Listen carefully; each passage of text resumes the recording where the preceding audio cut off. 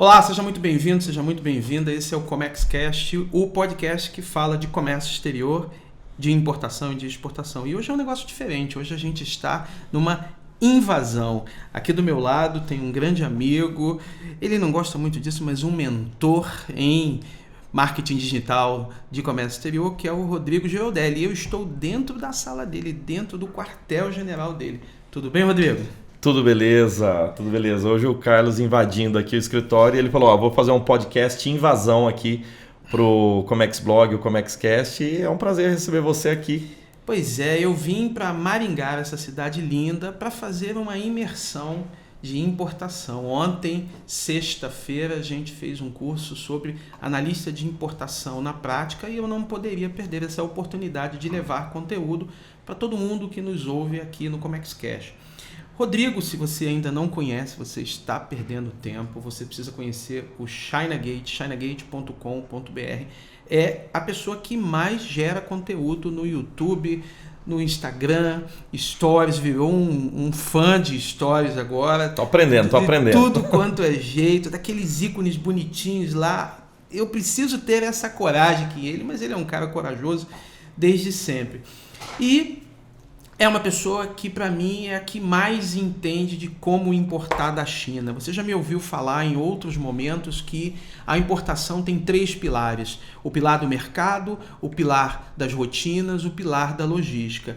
Eu me atenho a falar sobre rotinas e logística, mas se tem alguém que conhece muito bem o pilar do mercado, é o Rodrigo. E hoje a gente vai falar de como importar da China. Rodrigo, a primeira pergunta para você, importar é complexo no Brasil?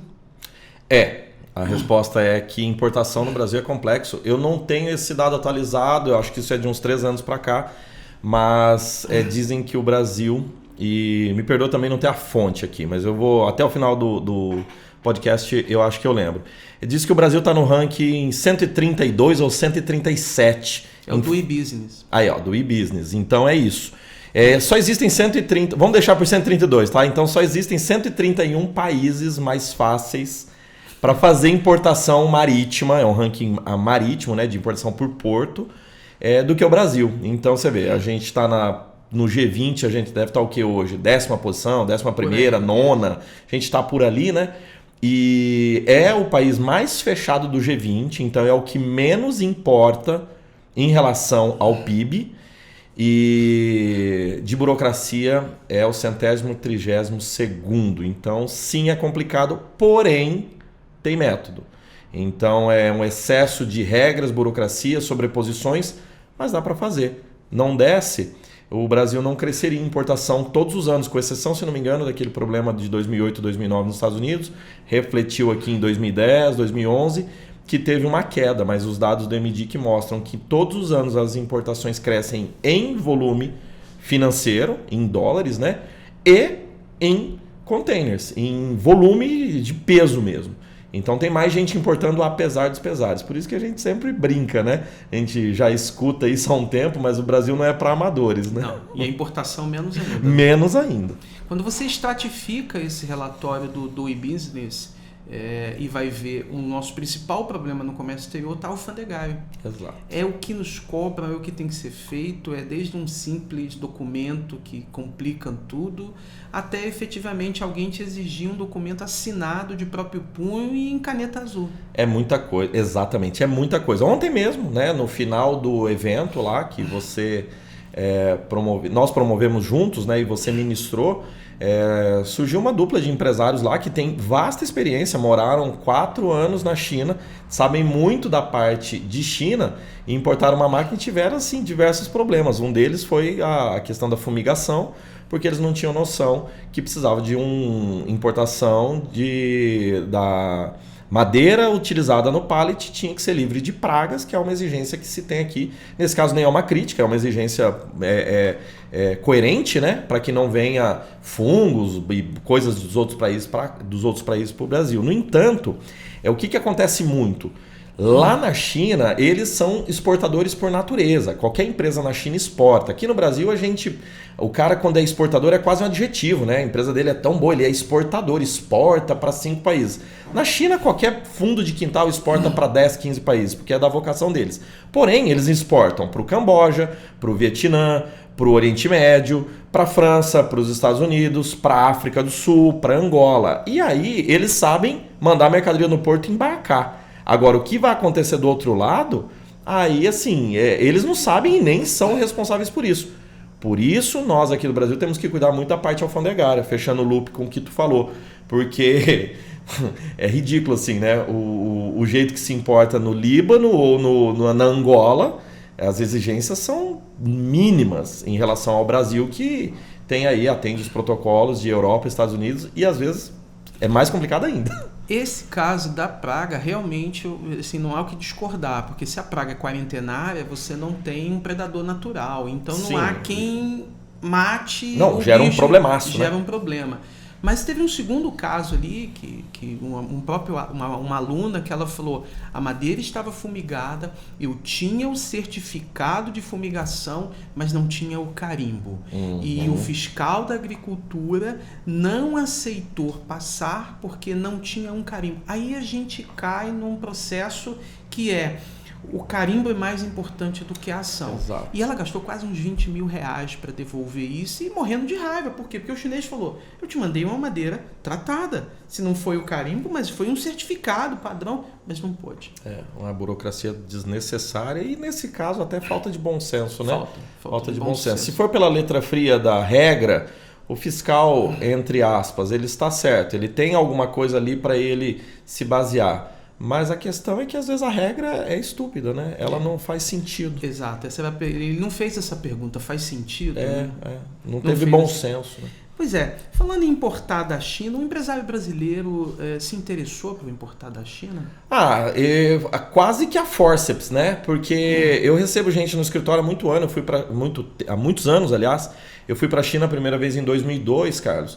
Só que de 2002 a 2010 isso era secundário no escritório. Eu venho da consultoria de negócios, que é ela de análise financeira, implantação de sistema, indicadores de desempenho, controle de estoque, esse tipo de coisa.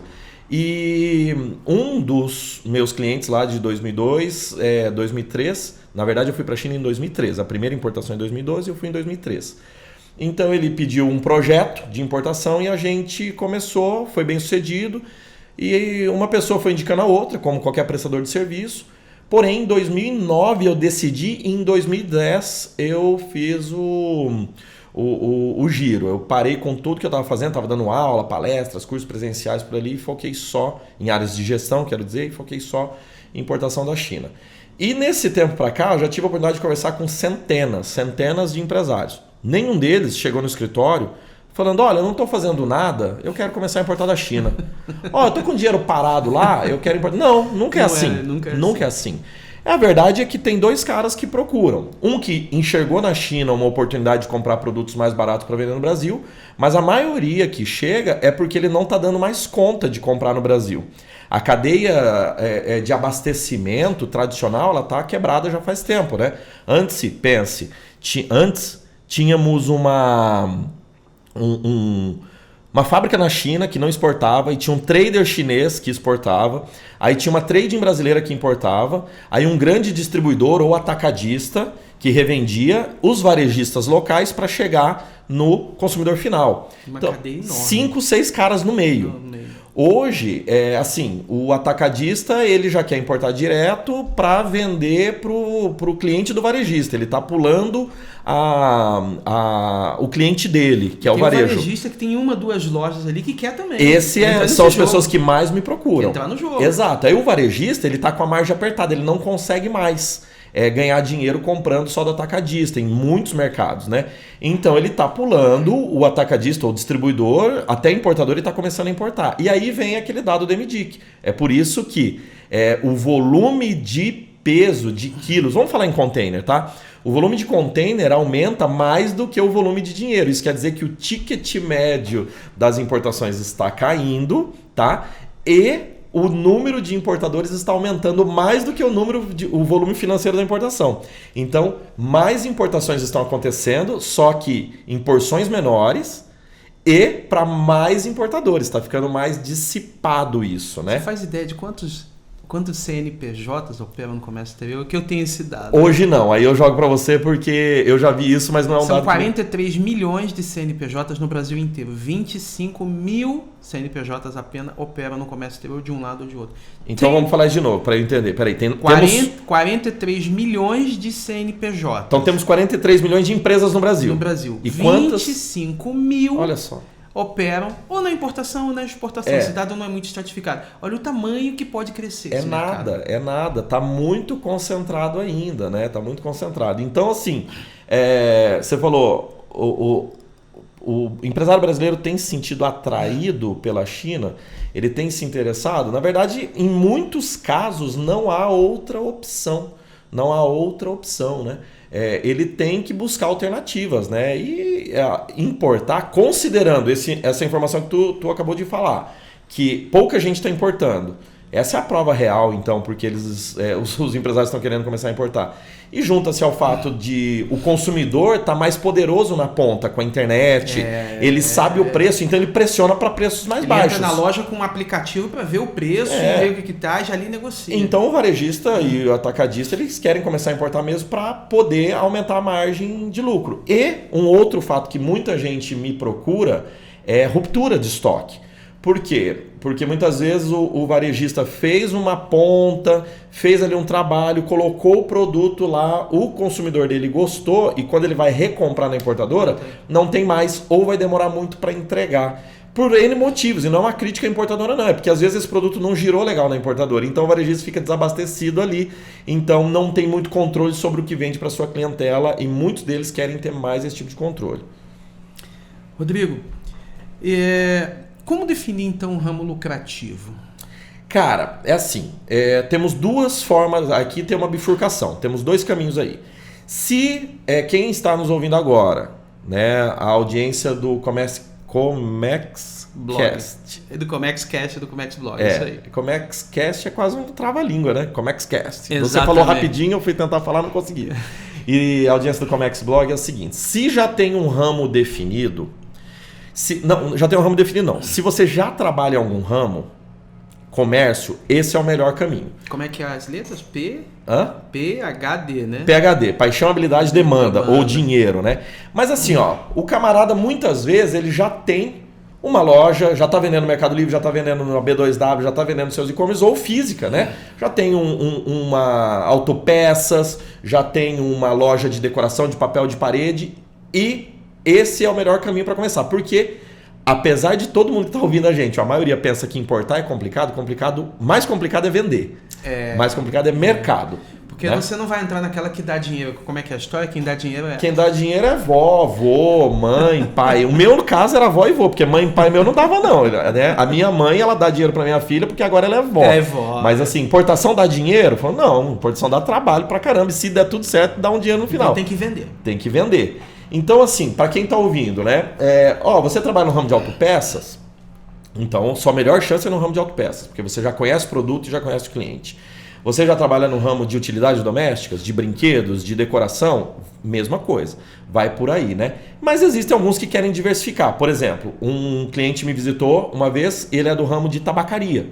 Tabacaria aqui no interior do estado do Paraná. E ele falou, não, meu ramo ele vai acabar. A gente já sabe disso. Por quê? O meu produto não faz bem à saúde. Existem campanhas mundiais, aqui no Brasil ainda são bem intensas para parar de fumar. Isso vai virar nicho para um grupo seleto de pessoas que querem apreciar o fumo, um charuto, não sei o que lá. Então eu quero empreender em outra área. Então, nesse caso, obviamente, o ramo dele não é o melhor ramo para começar. Então, considerando que você tem um ramo, aí a segunda pergunta é, o seu produto tem na China? Tem que pensar nisso. Porque se o camarada ele trabalha no ramo, sei lá, de óleo de soja, soja está aqui. Trabalha no ramo de ração animal.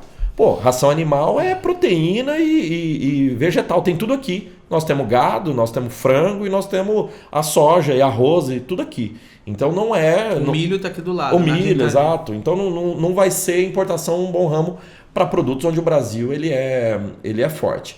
Agora, a gente sabe que os chineses eles são bons em quê? Em produzir coisas de bem de consumo aí para o mundo inteiro, né?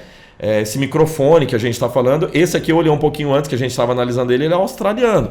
Mas não sei não se essa marca não tem alguma fábrica na China que faz, né? Os computadores, o iluminador que está aqui do lado, a luminária que está ali atrás, possivelmente são chineses. Então isso é que é o melhor. Falei com caras que já tem um ramo definido, eu recomendo, já tem um mercado e muitas vezes nessa loja, nesse comércio dele, ele já vende produto chinês. Então eu falo, começa por aí. Agora nós temos uma outra galera que está falando, pô, mas eu não sei, eu não venho do comércio.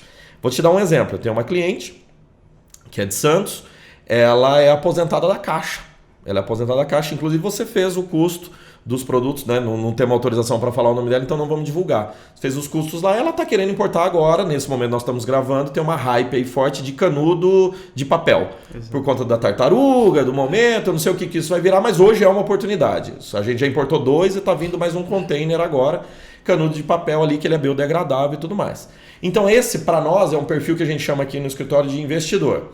É uma pessoa que tem uma grana, ela vai investir a grana na importação e espera um retorno num determinado tempo e num determinado volume, né? Então tem que ver se atende ou não. Por exemplo, vai colocar, sei lá, 100 mil reais aí no container, 200 mil reais no container do que ela quer comprar e ela vai vender isso por, sei lá, pelo dobro, pelo triplo, por 20%, 30% a mais e verificar o lucro. Para as pessoas que têm esse perfil de investidor, que tem uma grana e não sabe o ramo, então eu vou dar aqui para a gente fechar essa questão. Pense em algo que tu saiba vender. Rodrigo, eu não sei vender, então você vai contratar alguém ou você vai encontrar um sócio que saiba. Sem venda não tem business. Por quê? Porque a empresa importadora é uma empresa comercial. Ela compra e vende. A importação, ela é a parte da compra. Tem que vender isso. Que poderia comprar aqui do lado, se fosse mais barato. Justo. E daí, Carlos, muita gente nessa hora está pensando o seguinte, eu não sou vendedor. Não precisa ser. Porque a gente pensa que o vendedor é o vendedor da feira. O vendedor do balcão, ô minha senhora, tudo bem? Vem aqui comprar laranja. Não é. Hoje em dia, a gente tem as vendas pela internet aí, que é totalmente digital, ninguém aparece. É você saber escrever um bom texto, escolher umas boas fotos e anunciar. E utilizar o poder das redes sociais aí, que é brutal, né? A gente nem sabe onde que isso vai dar, porque está muito no começo. Então você não precisa ser aquele vendedor de balcão, de telefone celular, né? Você pode vender hoje através de uma equipe de representantes, sendo um bom gestor. Eu tenho um cliente que ele só vende em feiras. Então o que ele faz? Ele coloca feiras em eventos, no ramo de brinquedos. Esse ano ele fez 7, quase todo, mês sim, mês não ele fez. Vai lá, coloca o stand, chama os representantes e ele fica lá demonstrando os produtos. Entendeu? Então, se você tem uma grana, quer começar a importar, vai por um lado de um produto que você entenda, que você saiba vender ou que tenha no mínimo uma afinidade. Aí é o PhD que você falou, uma paixão por aquilo, certo? Algo que você vai ficar feliz trabalhando porque aumenta a chance de sucesso nessa linha. Pois é, a China tem tudo, a China é enorme, eu costumo brincar que cada um tem um chinês que merece. Como encontrar fornecedor confiável na China? Aí também eu tô binário hoje, né? Tô falando sempre em duas possibilidades e vou falar 2 também aqui. Você pode pesquisar hoje através de um cara chamado Alibaba e você pode, mais recomendável, ir até a China. Então vou explicar as diferenças. O mais recomendável é ir até a China porque você vai ver o produto, você vai pegar no produto, você vai lá no olho do chinês. E isso assim elimina muita desconfiança, tudo. Você vai ver que é gente como a gente, quer vender, quer ganhar dinheiro.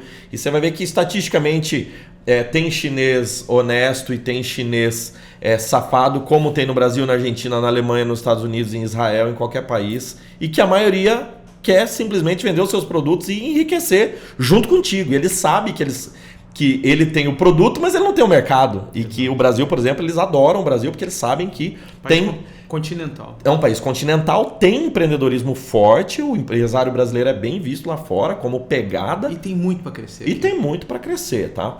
Então vai para lá. Aí você pode ir para lá. Vai depender do ramo, né? Você pode ir em feiras famosas como a Canton Fair, Automecânica, CISP, de PET. Então você pode ir em feiras multissetoriais, a mais famosa é a Canton Fair, você pode ir em feiras específicas do seu ramo, até mais recomendável, você pode ir para centros de compras atacadistas como Yu, Wenzhou, Guangzhou e várias outras, Foshan. Na China Gate você faz esse tipo de Fazemos, tem uma assessoria completa, né, para quem... Não só para Canton Fair. Não só para Canton Fair. Na verdade, a gente não é focado muito em Canton Fair. A gente até manda bastante gente. Eu digo manda porque às vezes eu vou, às vezes não vou, e a gente tem os tradutores lá que atendem todo mundo. Mas a gente é melhor mandando pessoas fora dessa época. Toda semana, na verdade, como eu não mandei 52 empresas esse ano, eu não posso falar toda semana, mas eu posso falar quase toda semana a gente tem alguém na China, algum cliente brasileiro lá na China. Então, esse é o melhor caminho. Obviamente, tem que ter definido a tua pergunta anterior, o que importar, né? Agora, e o lance do Alibaba? Cara, o Alibaba, ele por um lado, como qualquer coisa na internet, é uma bênção e é uma maldição. O que é a bênção? A bênção é que você tem como achar fábricas, produtos muito bons lá, sim. Tem. Porém, pelo amor de Deus, quem está ouvindo aí, não paga, não manda dinheiro. Isso é uma pesquisa. Você não... Olha, dentro do Brasil você não compra uma fábrica, manda 20, 30, 40 mil reais de uma fábrica que você não conhece aqui no Brasil, onde é CNPJ com CNPJ, mesma lei, advogado, tudo igual. Como que você vai mandar um dinheiro para um chinês, para uma empresa chinesa que você não conhece, num mercado que você não conhece? Então, o Alibaba é uma fonte de entrada, é uma pesquisa. Existem outros sites também, Global Sources, Made in China, HTDC. Hoje o Alibaba, poxa, o cara mudou a cena aí do comércio na China, né? O Jack Ma. Então você pesquisa muito ali. Essa é a benção. Você pode fazer isso agora, que você que está ouvindo agora, através do seu celular. Qual que é a maldição? Filtro. Como tudo na internet, como o Google. Tem muita gente lá. Ah, é fábrica ou trade ou revenda? Não sei. Você tem que conversar. Ah, mas olha, eu estou vendo assim 37 sites que tem o meu produto. Pois é, isso aí mesmo. E às vezes tem 2 fábricas, 3 só, e o resto é tudo revendendo. Não sei, daí é um trabalho de garimpo, Carlos. Tem que começar, tem que conversar, tem que ver. E para avançar nessa pergunta, para avançar nessa negociação, a gente tem várias importações que a gente faz sem o cliente ir para a China, com fornecedores prospectados no Alibaba. Várias. A gente faz isso aqui, eu tenho 4 pessoas na equipe. Hoje na China Gate nós somos em 21 pessoas. Nós temos 4 pessoas na equipe que só ficam... você viu uma galera toda lá embaixo, né? É isso. Elas ficam só no Alibaba negociando e conversando. Só que a gente não manda o dinheiro antes. Aí a gente vai lá, contrata uma inspeção, manda uma visita. Essa é a minha pergunta. Ou seja, antes de pagar e embarcar, se eu consigo ir lá e ver a empresa e ver depois o produto, se é possível. Sim. Aí o que acontece? Se você, importador, tem um volume, por exemplo, está querendo começar aí, vamos supor, $50 mil, 200 mil reais. Pô, você vai gastar numa viagem para a China 10, 15 mil. Se fizer sentido para você, vai para lá. Vai para lá. A gente agenda 10 fábricas para você visitar. Você visita as 10 em uma semana e você escolhe de qual vai comprar. Com base nisso mesmo, old school. Olho no olho e vendo. Chances são que você vai dar 10 passos dentro da fábrica, Carlos, e você vai falar, nunca compro daqui. Em algumas outras o contrário. Já vi os 2 casos. Aí o cara entra e fala, meu Deus do céu, que fábrica maravilhosa. Eu tinha um caso, vou contar para vocês, de um cliente que ele estava cheio de marra. Pô, que eu vou comprar 5 containers, ar-condicionado na época. E eu vou comprar 5 containers, isso e aquilo. E chegou, mas ó, tem que achar uma fábrica boa, tudo. Eu agendei com ele numa fábrica que chama Shigo Group. Isso eu posso falar porque já faz tempo e esse cliente nem está mais nesse ramo.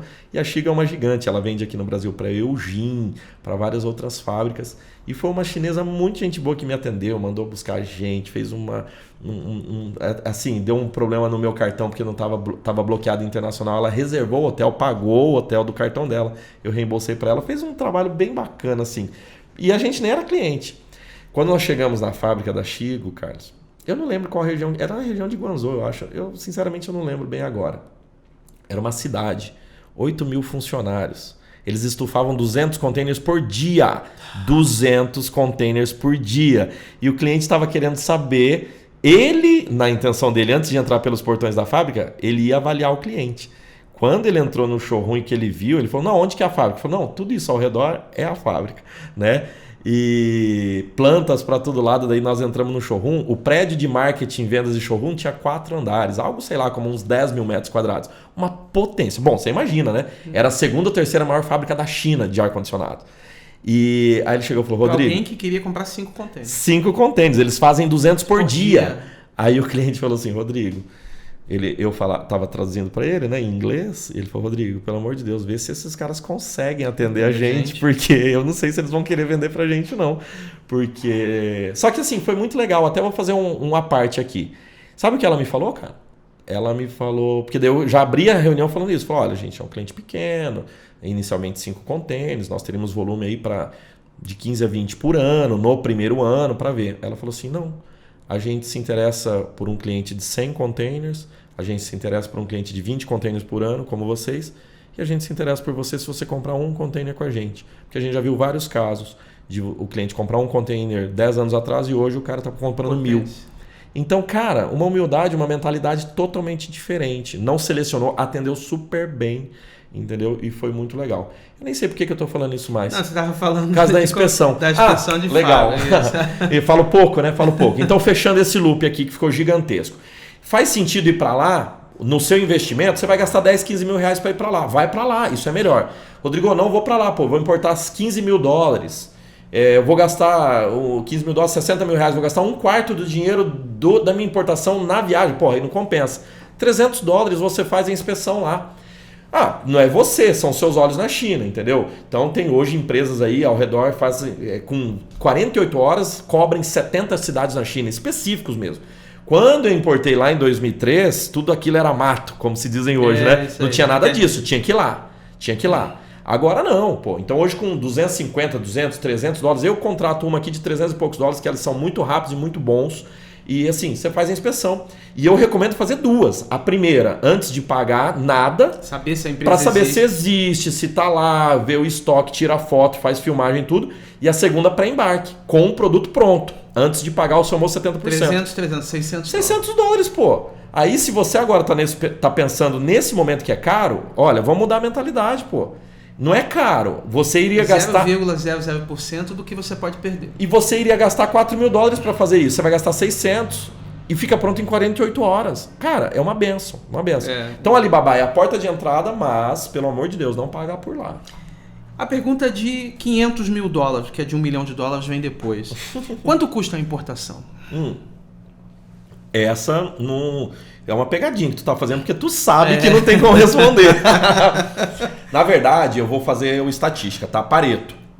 80%, arredondando, tá? Claro. 80% das importações que a gente faz na China Gate, a gente faz em torno de 30 a 40 importações por mês. Aí, assim, de grande, pequena, de tudo, aéreo, marítimo, 30 processos, tá? Vamos colocar 30 processos por mês, mais ou menos, tá? Dessas... 80% o custo incremental total fica na faixa de 60% a 80%. Ficou muito por cento aqui, né? Então vamos lá. Ó. Cada 10 importações que a gente faz, isso é uma estatística que eu converso com outros traders e tá dentro, a maioria fica um custo incremental de 60% a 80%. Ou seja... Comprei por 1... Chega por 1,80. De 1,60 a 1,80. Em dólar. Em dólar. Okay. Comprei por 10... vai chegar de 16 a 18. A maioria sim. Tá? Aí existem pouquíssimos que são abaixo disso. Geralmente algo ligado à área médica, tecnologia, desenvolvimento. Né? Agora teve uma nova... Não sei se chama instrução, alguma coisa. Tem uma lista de produtos aí que foi zerado o II, baixou um pouquinho, acho que é relacionado à área médica, tudo. E existe várias outras que ficam acima de 80%, como é o caso de tecido, roupa, brinquedo, produtos que têm a certificação compulsória, né? De Inmetro, Anvisa, Anatel. Então, tem muitos produtos que chega a dobrar, Carlos. Se eu quiser fazer uma conta de guardanapo, 100% é um bom número. 100% é um bom número. É a conta do padeiro, 100% é um bom número. Então, você vai lá no Alibaba, você vê que o produto está custando 5 dólares, então você pode considerar assim, para fazer seu cálculo de viabilidade de cabeça, que vai chegar pelo dobro disso, converte pelo dólar do dia, você já tem uma boa noção se vai ser viável ou não. E são 3 blocos de custo, sim, né? Sim. O custo da mercadoria... A gente explica para entender, quando você olha um produto importado, na verdade daria até para falar dos produtos nacionais também, mas claro, o nosso foco é produto importado, então vamos lá. Quando você olha um produto importado, ali dentro tem 3 grandes blocos de custo ali. O primeiro é o produto em si, né? Por exemplo, nós estamos falando, sei lá, de uma bandeja de plástico. Então ali foi gasto a energia, mão de obra e plástico. E o molde e a máquina para fazer a bandeja de plástico. Beleza? Beleza. Aí, considera que a bandeja de plástico é baratinha lá na China, então nós temos que trazer ela até o porto aqui. Então a gente começa, a base de cálculo, o básico mesmo para começar a falar em custo é preço do produto mais o frete até o Brasil. Isso é o primeiro bloco. É o custo do produto, mais o frete e mais o seguro também. Né? E mais o THC, que a gente não vai entrar no mérito agora. Muito pouco, pequeno, mas... Muito pouquinho. Então você considera assim, ó, quanto custa na China o frete para trazer aqui? Ok. Pronto, esse é o bloco 1. Aí nós temos 2 outros tipos de custos que são incrementados até tirar do porto, que vai formar o custo final. O segundo bloco são as despesas, que é a parte mais chata, porque depende muito do tipo de produto, do porto, do sindicato, do despachante aduaneiro, da armazenagem, de desconsolidação de BL, enfim. Existem despesas que não são impostos, existem despesas que vão incorrer naquela importação que tem que ser paga. O despachante aduaneiro é uma clássica, o uso do Siscomex é outra clássica, a armazenagem é outra clássica. E transporte interno. O transporte interno para tirar do porto até a sua empresa é outra básica. Beleza. Existe o bloco 3, que não é nessa ordem, não precisa ter uma estrutura na planilha complexa para calcular tudo isso, mas você tem que entender que uma parte, o bloco 1 é produto, a parte 2 são despesas que correm no porto e a parte 3 são os impostos. E daí são 5, né? Só 5. Só 5, dependendo, pode ser 6. Pode ser 6. O II, que é o único da importação, né? Depois o IPI, a PIS, a COFINS e o famoso ICMS aí chamado de vilão da cadeia, né? Então, quando você pensa num produto importado, você sabe que ali dentro tem produto, tem custo do material, tem despesas de porto e tem impostos. Aí forma o custo para chegada na importadora. Que para simplificar você dobra. Isso aí, exato. Essa conta toda dobra. Exato. Quando a gente considerou dobrar, já é considerando tudo, não é só o imposto. Na porta da sua casa. Posso falar um negócio que todo mundo confunde? O pessoal fala assim, não, mas para importar, eu vi que o II e o IPI, o II é 10%, o IPI é mais 10%, e depois tem a PIS, a COFINS, então eles somam, e mais o ICMS, então eles somam os impostos e dá lá 47,65%. E aí a pessoa fala, não, então, fica bom, né? Porque, eu paguei 10, então eu vou pagar mais 47%. Não é, né? Porque tem imposto sobre imposto e tem imposto sobre despesa. Por isso que é bem mais que isso sempre. Muito bem. Você falou que é complexo, como definir, mas existe um método para importar? Como é que esse método funciona? Então, tem que ter o método, porque senão você vai dar com os burros na água. É tiro no pé. E você sabe melhor do que eu que erro em comércio exterior, quando você dá sorte é multa. E quando você não dá sorte é perdimento. Então, pessoal, aqui não é criar dificuldade para vender facilidade.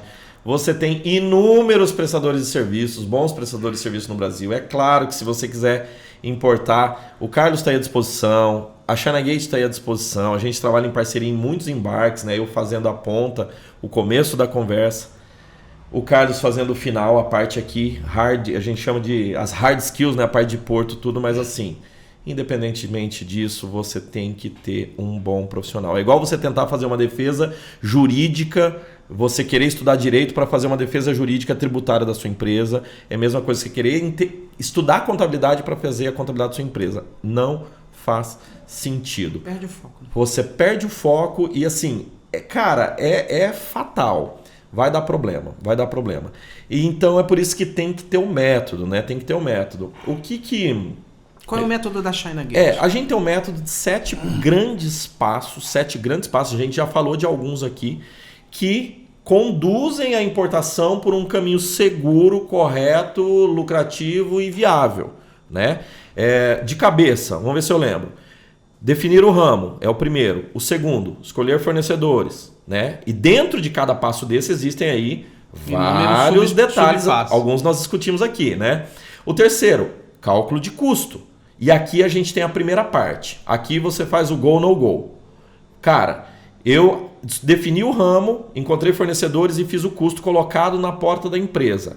Aí você vai, compensa ou não compensa? E aí também tem método para saber isso. Basicamente tem que custar no mínimo 30% mais barato do que comprar o mesmo produto ou um similar no Brasil. Mas às vezes a gente tem cliente que dá risada que está comprando pela metade do preço e tudo mais. E comprando aí eu estou considerando aquele custo final, né? Claro. Beleza, então são 3 passos até aqui. Você fala, vou importar? Vou. Preparar a importadora, né? Radar Siscomex, esse tipo de coisa, que daí é uma área, né, onde você domina, né? Na nossa parceria, você que cuida da maioria dos nossos clientes. Aí tem que cuidar dos procedimentos pré-embarque, ou seja, tudo que tem acontecido na China antes do navio zarpar, né? Só um fato aqui. Só aqui tem muita gente que já erra, porque existe um negócio chamado LI, licença de importação, pré-embarque. Se tu embarcar, é muito simples, né, Carlos?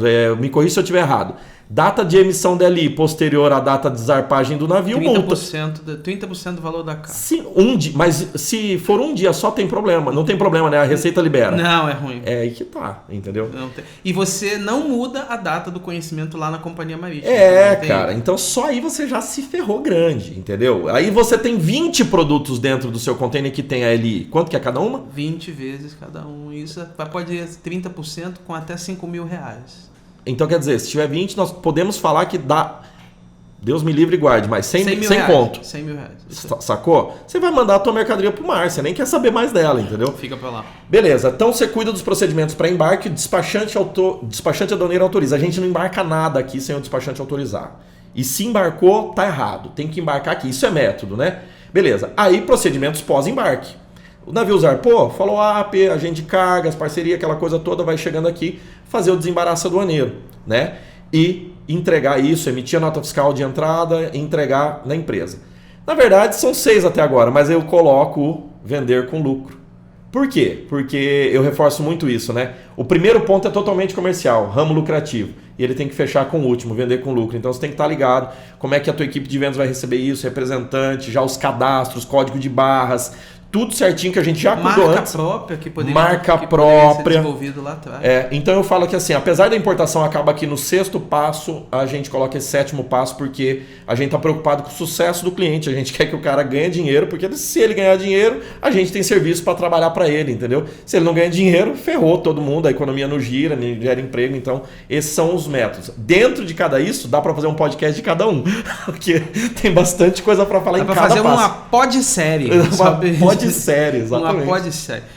Rodrigo, muito obrigado pela gentileza desse bate-papo. Quem está aqui nos ouvindo sabe que o quanto isso é enriquecedor. E você que ficou aqui até agora, muito obrigado por ter segurado o play na sua caminhada matinal ou à noite na academia. Ficamos muito felizes nesse podcast Invasão. Inclusive está gravando no vídeo, tem um monte de câmeras. A gente não sabe aqui. bem o que vai fazer com o vídeo. A gente não sabe o que vai fazer com o vídeo. A gente vai tentar pôr na internet. Aqui desse jeito, eu fiz uma bagunça no escritório dele, mas ficou muito feliz. Você que está nos ouvindo, que se interessa por importar da China, você precisa acessar o canal do Rodrigo, chinagate.com.br, e também no YouTube, youtube.com/chinagate. Não existe no Brasil alguém que produza mais conteúdo de importação empresarial do que o Rodrigo. Rodrigo, muito obrigado. E se você gostou desse conteúdo, você precisa assinar, você precisa marcar o like em qualquer uma dessas áreas que a gente não sabe muito bem onde você está vendo aí, você está vendo ou ouvindo, mas você precisa nos ajudar a essa mensagem chegar mais à frente a alguém que você conhece, ou você conhece um empresário que queira começar a importar da China e esse material pode ser o início dele. Muito obrigado e até um próximo conteúdo. Valeu, até mais. Tchau, tchau.